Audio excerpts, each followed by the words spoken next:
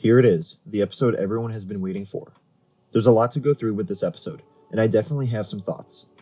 Coming into this episode, I was expecting for the majority of it to take place within the world between worlds, so I was surprised that a good portion of it was still set on Seatos with the New Republic.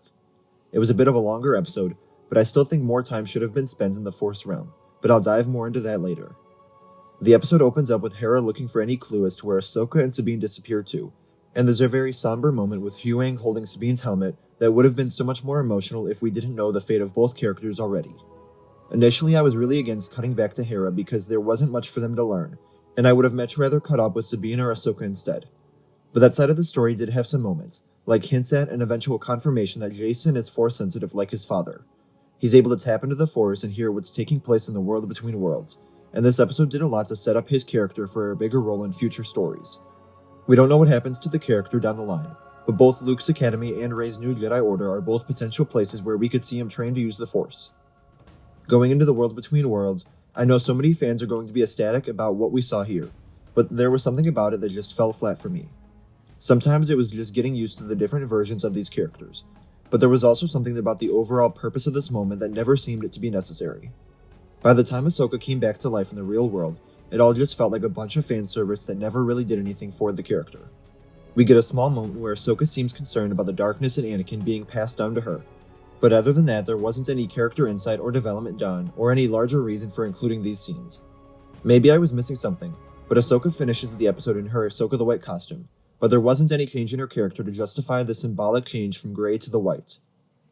There was a lot to love about these flashbacks, and I'll get into that momentarily, but for me a lot of it was just too drawn out or too broad, when nothing noticeable came out of it.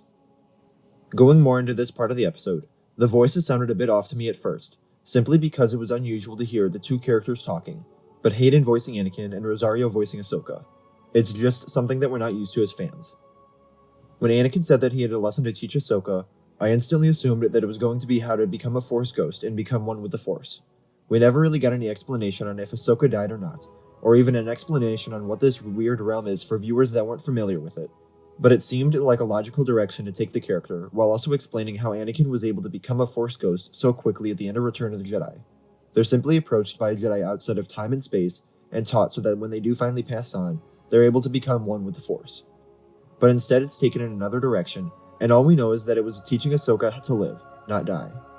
Hopefully that'll get cleared up more in future episodes, because right now it's underwhelming for me personally.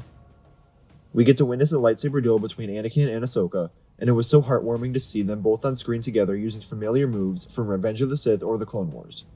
Even though it was fairly short, it was amazing to watch. Anakin then destroys the bridge, dropping Ahsoka into a flashback. It's a little different from what we know about the world between worlds from Rebels, but then again, based on what we saw in this episode, I don't even know if we can say for certain that this was the world between worlds. It was definitely some ethereal space in the Force, but there weren't any portals and it didn't really behave the same way either. The first flashback takes Ahsoka to one of the first battles of the Clone Wars, and here she's played by Ariana Greenblatt. It definitely took a bit of time to get used to, and I don't know if I was ever sold on her playing a young Ahsoka. Other than the obvious difference in appearance, which is going to happen when translating a character from animation to live action, there was something about the way she moved and behaved that while it did feel like Ahsoka at times, for the most part it didn't. The clone troopers also looked a bit odd running across the screen, which what I assume is because they're real actors in real costumes rather than digitally added like the prequels. Hayden with the shorter hair also took a bit of time to get used to, but at least his silhouette perfectly matched what I remember from animation. Something I was a bit disappointed with when it came to these flashbacks was that there was so much smoke in the background that we never really got a good look at the setting around. We couldn't tell where the first battle took place, and even for the Siege of Mandalore, we're barely able to make out the burning buildings in the background. It helps add a flashback feel to the scenes, and to make sure we're focusing in on the characters, but it still would have been something nice to see. The inclusion of some familiar musical themes like the Ahsoka theme, and what really sounded like the piece from the Clone Wars Season 7 finale as well, all added a lot to the flashbacks, really hitting on the nostalgia of the era. It was great to see the Siege of Mandalore briefly recreated, and we get to see Mandalorians and Captain Rex. So far it doesn't seem like he'll play a role in the series in the present day, but at least we got to see him in armor here.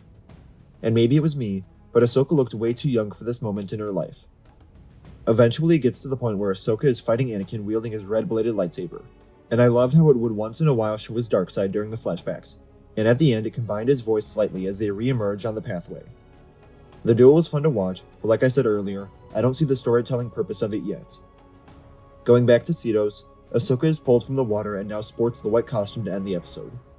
She's able to use psychometry again, and I know I feel like I'm being really negative about this episode, but I wasn't a fan of how she was so easily able to communicate with the Purrgil. It's another rare force power that we've never really seen her use before, and right now it all feels really convenient to have her be able to do whatever she pretty much wants with the Force.